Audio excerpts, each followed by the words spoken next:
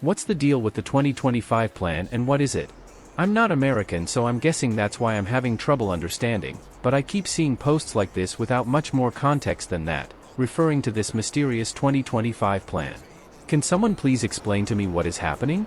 Answer: Project 2025 is a plan put together by right-wing think tanks to dramatically reform the US government so that the president has more power over it.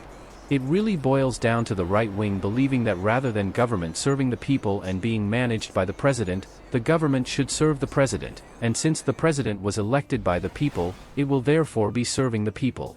This is notably in conflict with how the government has historically been set up to run. When officials take their oaths of office, they are to the Constitution and not to any one particular person. It's concerning because while we like to think of the US government as having a lot of limits on its power, the only thing that enforces those limits is officials' sense of right and wrong.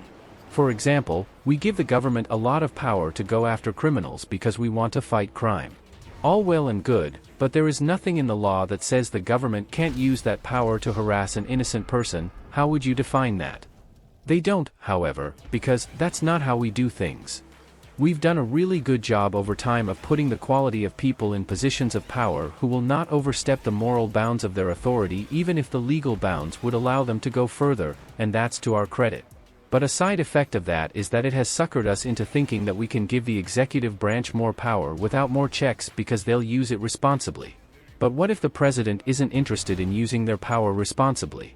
What if he then fills the government with people who will do what he says rather than what the duties of their office require? It would essentially turn the president into a dictator.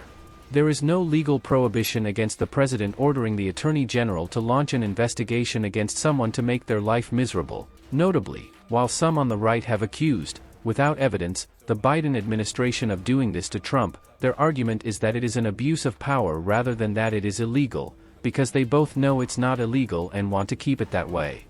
If the president has a Department of Justice filled with compliant people, he can order investigations and prosecutions of anyone he doesn't like, or threaten to do so. If the president doesn't like the media coverage he's getting from a certain broadcaster, there is no legal prohibition to him ordering the FCC to suspend their license. One could fight those actions in court, but it would be extremely expensive, beyond the means of all but the wealthiest companies. To most, it would be ruinous. The only check to such obvious abuses of power is impeachment. But that assumes that Congress would act, and their track record on that is extremely bad. Essentially, Project 2025 aims to weaponize the expansion of executive power, to be used by the president against his opposition. That should scare a lot of people.